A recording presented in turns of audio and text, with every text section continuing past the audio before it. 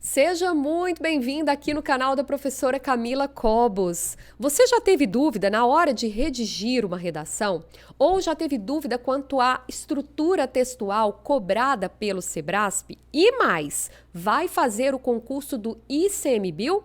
Então, esse vídeo é para você. Aqui ao longo da aula, eu vou te apresentar e vou te explicar como você deve se preparar para a sua prova discursiva com foco no cargo de técnico ambiental. Desse modo, a aula é dividida entre alguns tópicos. Eu separei aqui um passo a passo para você entender a estrutura da nossa aula. Então, primeiramente, nós vamos tratar de pontos importantíssimos do edital.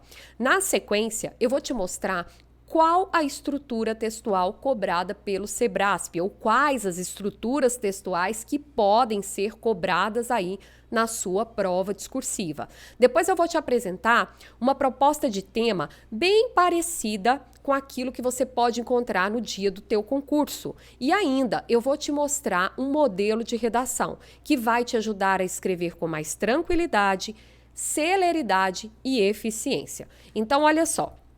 Quanto aos pontos que você tem que observar, porque são essenciais dentro aí da sua prova discursiva, eu trago aqui o tipo textual. Você tem que se preparar tanto para o tipo textual dissertativo expositivo, quanto o tipo textual dissertativo argumentativo, uma vez que essa é até uma dúvida entre os candidatos aí quando vão fazer uma prova que é organizada pelo Sebrasp, mas você tem que se preparar para essas duas frentes e eu vou te explicar logo mais o porquê. A pontuação máxima da sua discursiva, o valor máximo aí é de 30 pontos, a quantidade de linhas, 30 linhas, e o tema, o edital já traz aí uma delimitação, refere à questão do meio ambiente e da Amazônia. Então, o edital já traz aí uma linha construtiva para você estudar e se preparar com mais eficiência. Então, olha só. Aqui eu quero te mostrar como a banca vai corrigir a tua prova.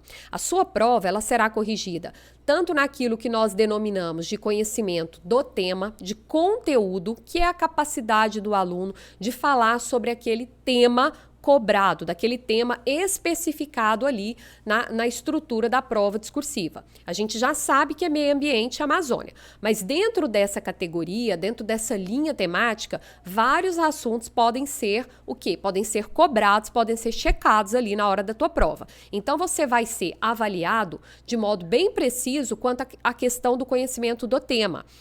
A banca também quer saber se você consegue se expressar de acordo com o uso da norma padrão, ou seja, o uso da norma culta da língua portuguesa. Então, além de ter domínio de conteúdo, escrever dentro da lógica da dissertação, você também precisa dominar a língua portuguesa padrão ou a língua portuguesa culta.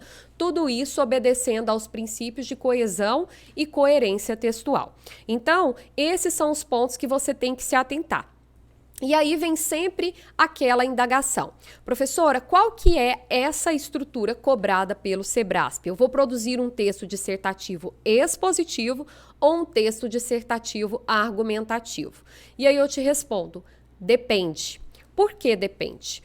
É recorrente, a banca tem um histórico de cobrar mais texto dissertativo expositivo, mas eu vou te mostrar aqui com duas propostas de redação, concursos realizados aqui pelo Sebrasp, voltados para o tema do meio ambiente, em que um concurso ela pede exposição e outro concurso ela pede argumentação. Então, antes de te dar esse exemplo, eu quero te explicar o que consiste um texto dissertativo argumentativo. Nessa sequência argumentativa, digamos assim, né, de caráter dissertativo argumentativo, o candidato ele tem que ter opinião.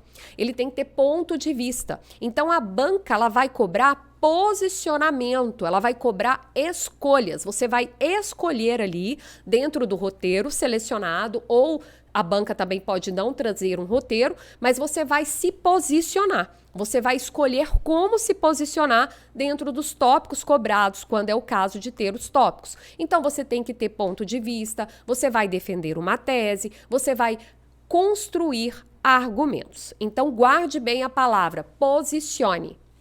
Na sequência, eu vou te mostrar que um texto dissertativo expositivo, ele não está preocupado com posicionamento. Ele não quer saber o que o candidato pensa sobre aquele tópico ou sobre aquele tema. Ele quer saber se o candidato possui conceito, se ele possui conhecimento, se ele é capaz de escrever sobre aquele assunto, se ele tem domínio de conteúdo. Então, é um texto que centra no esclarecimento, na conceituação, no conhecimento expositivo, ele expõe ideias, ele aborda ideias. Para te mostrar como que a banca pode cobrar, observe só esse concurso do ano de 2016, que foi feito aí, né, um concurso da Anvisa, em que foi feito pelo Sebrasp. A gente tem aqui o tema preservação do ecossistema, responsabilidade do Estado, da sociedade e de cada cidadão. Nessa proposta textual, a gente percebe que no comando da prova, a banca diz, ao elaborar seu texto, aborde os seguintes aspectos. Quando a banca pede aborde, ela vai trabalhar com a ideia de texto expositivo. Ela quer saber se você é capaz de falar, se você tem conhecimento sobre os seguintes tópicos: relação entre os cuidados com o meio ambiente e a preservação das condições sanitárias. Segundo tópico, atitudes individuais que podem reduzir os efeitos da ação humana sobre o planeta. E o terceiro tópico, formas de atuação da sociedade para que os governos cumpram compromissos relacionados à preservação ambiental. Então, você vai simplesmente falar desse assunto. A forma que você vai utilizar é a exposição. Você não vai se posicionar, você vai mostrar para a banca que você tem conhecimento sobre esses tópicos cobrados. Na sequência, eu vou te mostrar outro modelo de redação que foi aqui estruturado pelo Sebrasp, mas a banca pede posicionamento. Nesse caso aqui, nós temos uma prova do ano de 2021, cujo concurso foi para o Ministério Público do Amapá, em que a banca pede posicionamento. Como que eu vou observar que a banca quer que eu me posicione, Camila?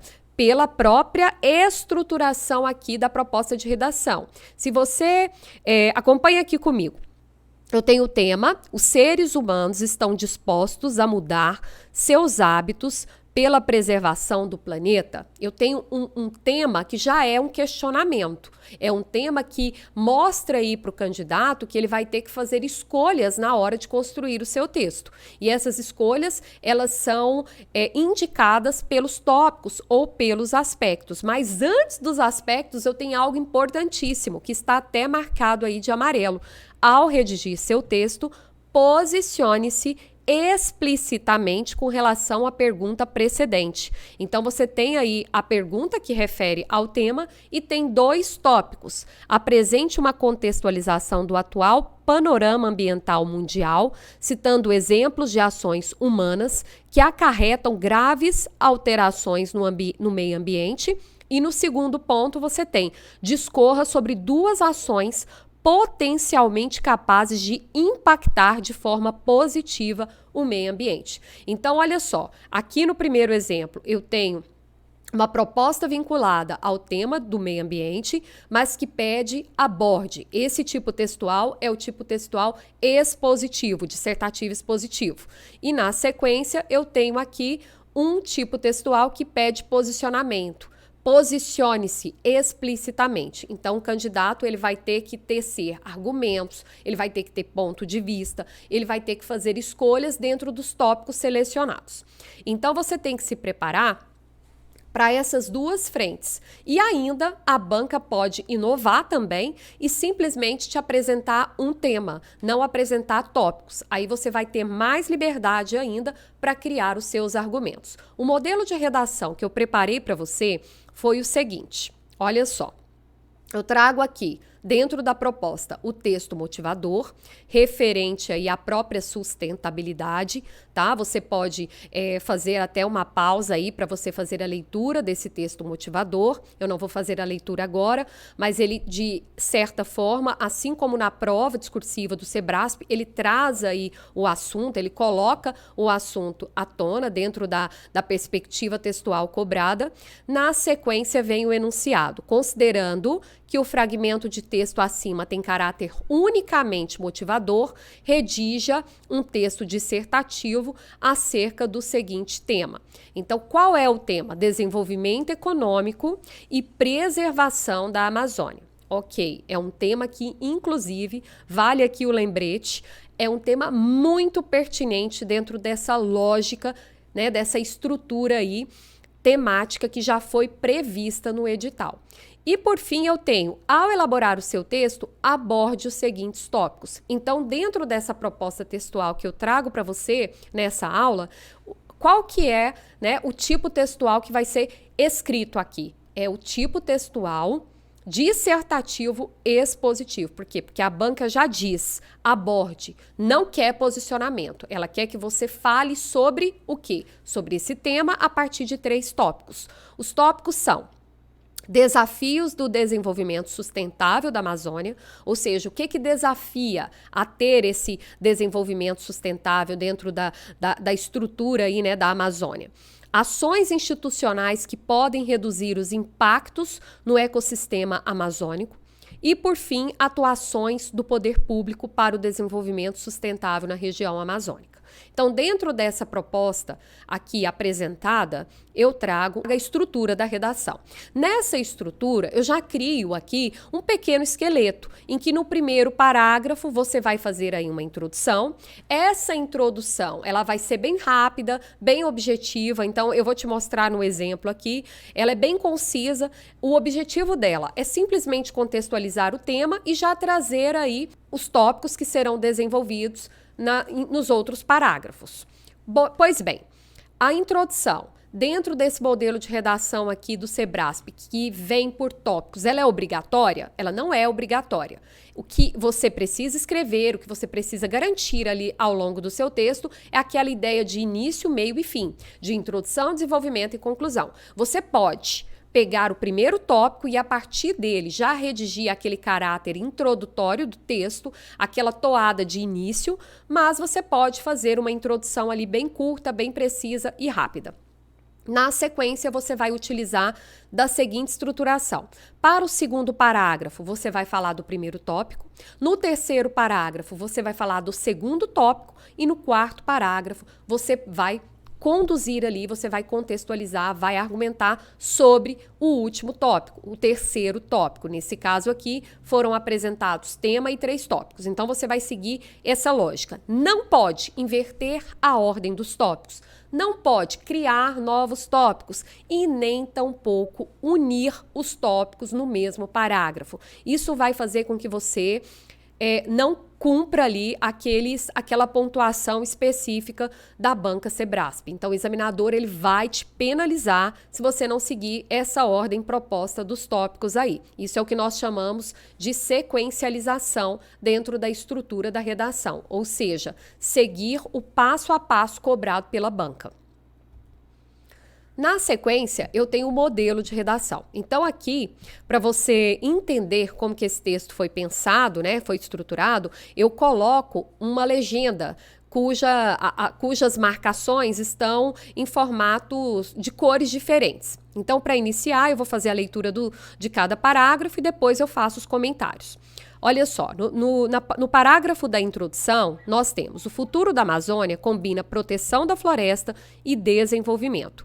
Nesse sentido, é preciso observar os desafios do desenvolvimento sustentável da Amazônia, as ações empresariais para mitigar os impactos ambientais e quais atuações governamentais fomentam a sustentabilidade amazônica. Então, eu tenho aqui logo na primeira linha da redação, o tema proposto e na sequência dessa introdução, eu vou comentar, eu vou apresentar esse tema por meio de 3 tópicos. Então, eu já situo o examinador sobre o que eu vou falar. Lembrando que essa introdução, ela não é obrigatória, ela pode ser, né, evitada, ela pode ser dispensada na hora da construção da sua redação.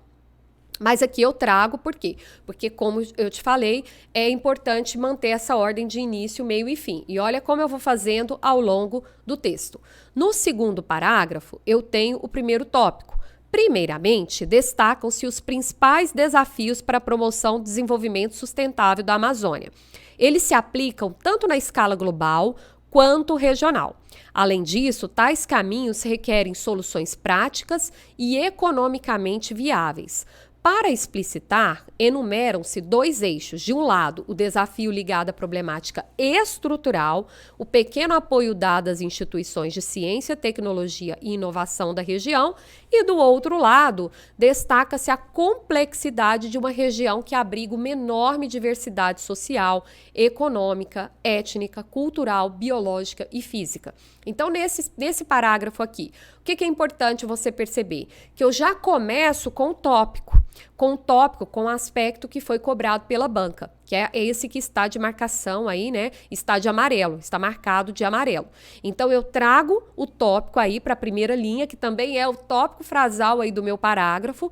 Na sequência, eu fundamento. Eu tenho que fundamentar quais são esses desafios para a promoção do desenvolvimento sustentável da Amazônia. Então, eu vou fundamentar todos os desafios com base aí na enumeração. Eu enumero quais são os desafios e eu vou articulando e conectando todas essas informações com a ajuda dos conectivos que estão marcados de azul. Então, aqui eu tenho um parágrafo que eu respondo o tópico, obedecendo à lógica da dissertação expositiva.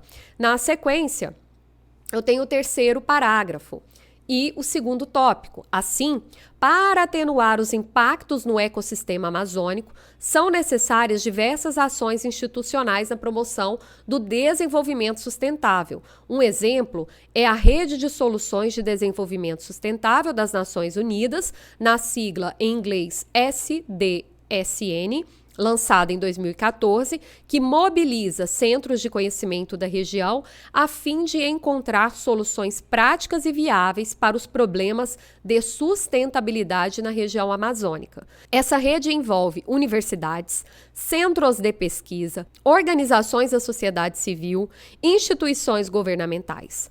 Outro exemplo é o Instituto Amazônia Equatorial, AME, uma organização brasileira não governamental, sem fins lucrativos, para a missão de promover o desenvolvimento sustentável, a conservação ambiental e melhorar a qualidade de vida das comunidades ribeirinhas da Amazônia. Então, no segundo tópico, eu tenho que falar dessas ações institucionais na promoção do desenvolvimento sustentável. Então, qual que é a finalidade? Eu já trago ali logo no tópico frasal, para atenuar, para diminuir esses impactos, eu preciso dessas ações institucionais. E eu utilizo aí os exemplos, eu trago 2 exemplos, então eu utilizo a estratégia argumentativa da exemplificação, tanto no que refere aí à rede de soluções de desenvolvimento sustentável, quanto no que refere ao Instituto Amazônia Equatorial. São 2 exemplos apresentados para fortalecer aquele tópico cobrado e o parágrafo desenvolvido.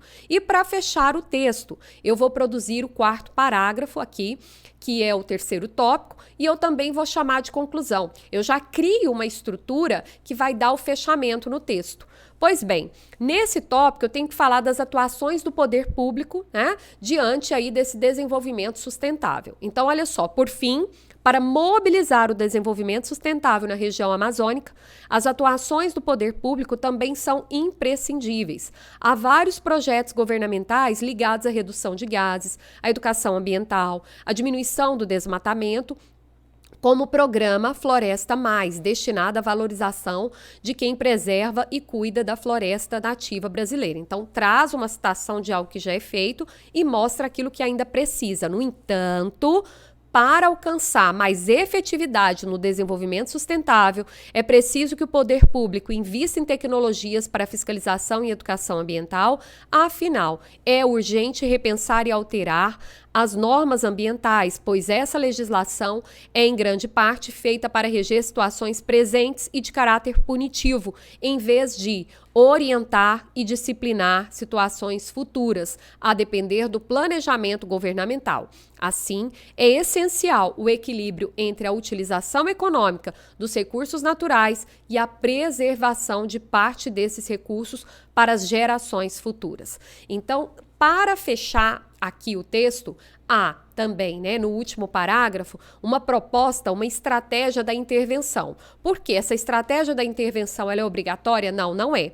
Nesse exemplo aqui, como a banca pede atuações do poder público, então é uma das perspectivas propor aí uma intervenção de uma forma mais incisiva. Nesse caso aqui, dando exemplos de como o poder público pode, né, agir, pode mobilizar para mitigar problemas ambientais e também para garantir ou para fortalecer o desenvolvimento sustentável na região amazônica. Então, essa é uma proposta de redação com base aí no seu concurso. Eu ainda uso aqui para fechar o tópico frasal, que está de amarelo, e os conectivos. Então, essa é a estrutura, digamos assim, que foi escolhida para te mostrar como produzir uma redação com foco no SEBRASP para o concurso do ICMBio. Então, se você gostou desse vídeo aqui, dessa aula, dê o seu like. Se você ainda não é inscrito aqui no meu canal, aproveite e se inscreva para você não perder